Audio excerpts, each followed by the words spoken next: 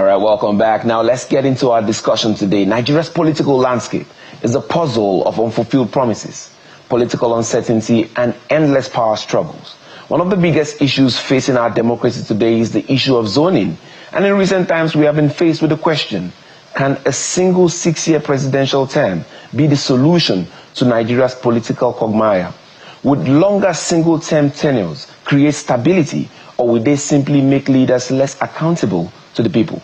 Joining me to navigate this conversation are Mr. Obinna Okorie, Chairman and Executive Director of the Luminous Citizens' Rights and Human Rights Initiative, and Johnson Bond, who's a spokesperson also for that initiative. I also have joining me via Zoom, Barrister Chukwuma Ezeala, a legal expert and political analyst who's going to give us valuable insight into these constitutional matters. Gentlemen, you're welcome to the beam. Thank you for having me. Thank you for having me. All right, let's get straight to it. I'm going to begin with Mr. Okorie.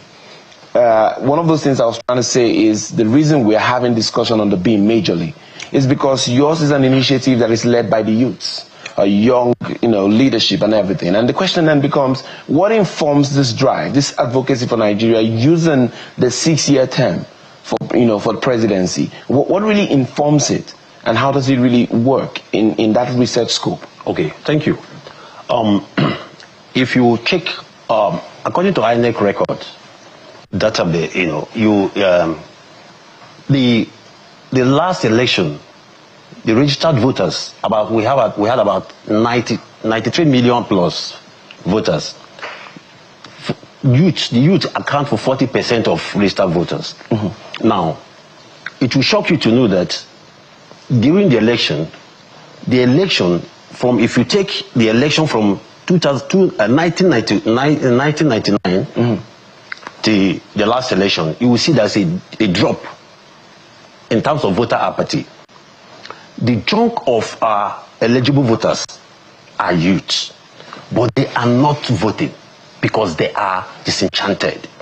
They believe that their votes cannot count or it's not counting. So what's the need? They rather use their voter's card for means of identification. So in the last election, you know as well as I know that we dropped up to 26% thereabout voter. I'm talking of the voter apathy, and these are youths.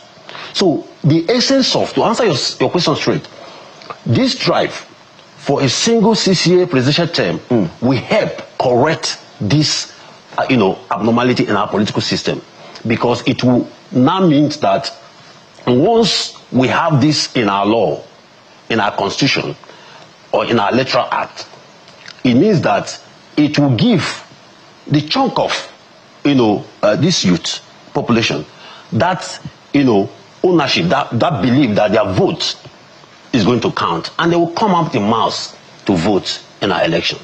All right, let's come to you, Mr. Bond. So some people argue that, this short term can lead to instability. They can say it disrupts policy, while longer terms allow leaders to think beyond the immediate gains, long-term game. Yeah. So, but the question then becomes, what do you think? Will leaders use this short term to also fix the kind of things that people would have suggested that maybe 8 years would have been better for us to fix those kind of needs? Or are you saying that, hey, these 6 years, the person understands that, hey, we're going all through and that we need to get it fixed instantly? Yes. I think anyone coming to be the president of Nigeria on a 6-year single term has this in mind, that I have to leave a legacy of good work. Unlike the 4-year term, when a president succeeded in becoming the president of Nigeria, the next thing he's thinking is returning back to power the next 4 years. So what they're doing is preparing for the next election. So they waste 4 years of their presidency on preparation for the next 4 years. This caused a lot of voter apathy, because the people will find out that anytime we elect a president, it's the same old style. They will make promises, and when they get to the office, for the first 4 years, they cannot account for any reasonable achievement. It's just going to be suffering. And again, the cost of election in our country, the budget that INEC will always budget for election, and at the end of the year, you will find out that at the end of the electionary year, you'll find out that there is this unsatisfied election. Even with the cost? Even with the cost. So we are considering that this 6 years single term for presidency will cut cost of elections. Number one, save us a lot of our national spending. Number two, it will get a lot of zone to participate, because we are not just agitating for the 6 year term. We are also looking at marginalization. He's going to, when we're talking about 6 year term, when a president assumes office, he is going to be looking at, let me leave a legacy of good work. I'm not the president. I'm not under threat of election. Nobody is going to, I'm not thinking about coming back. Let me leave something that the future generation will speak of me. So from day one, it's accountability. From day one, they are facing their manifesto. From day one, they are facing their campaign promises. From day one, they are thinking of, let's see how we can get Nigeria working. All right. Unlike 4 years of wasting resources, like you would say. Yes, sir. And then hoping to achieve another term. All right. I think that's a strong argument. Let's come to Barrister Ezeala. You see, you've had that push for the 6 year term, you know, and then from a legal standpoint, what would it take to amend this? But first, you must tell us, before the whole amendment and all that positioning, what's your take on this drive? And are you afraid that it could also lead to some authoritarianism, something of that nature? Every decision has its own implication. Now, 6 year, 4 year term, they have their own implications. Now, if it's a 6 year term, it means if you have a tyrant, if you have somebody who is very corrupt, the person will be there for 6 years. You don't have an opportunity of shoving the person aside.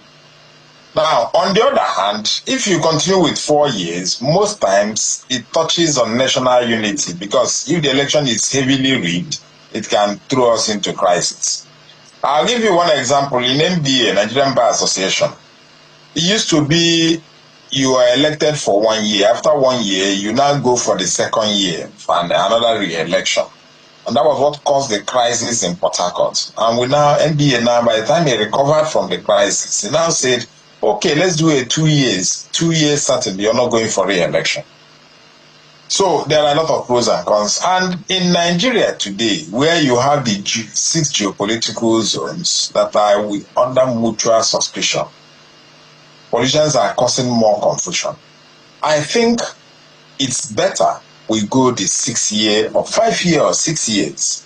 We have the National Assembly in any case, that can throw away a president that is not doing well. And that is why if you want to go for a 6 year tenure, maybe you have two vice presidents.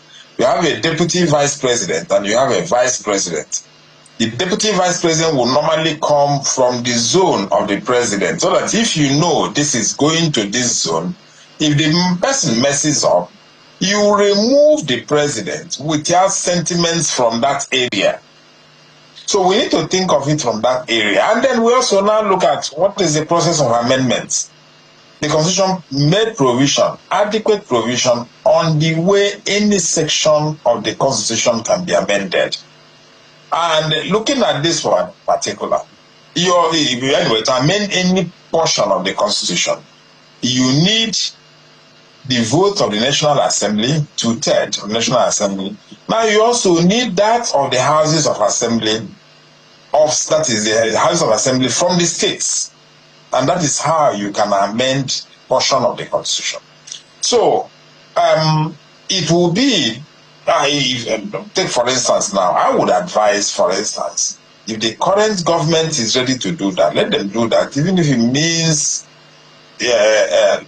legally, they cannot do it and it will affect them. It will affect this particular government. It will not. It ought not to affect this particular government because they were elected under a 4-year tenure. So, but however, there can be a sacrifice. So it means they are also, the president today or the governors today are entitled to another tenure. But we must draw a line. It helps us in terms of stability. It helps us in terms of, and then at that, we now think of rotational presidency. That rotational means that each geopolitical zone will have to, and it calms down nerves. But more importantly is to provide for succession. That is, when somebody becomes very bad and you need to impeach. If, for instance, somebody needs to impeach a president, and say we have the current president, and you have somebody from the southwest as a deputy president. If you're impeaching, nobody will say, oh, you're taking it to the northeast or to the northwest. Or the time we had the former president, if he was not doing well, and you have a deputy president from that area, it becomes easier. Nobody will click to any sentiment. So I think it's a good area if the politicians can. If they should be able to look at that area. I think Nigeria will be better for it.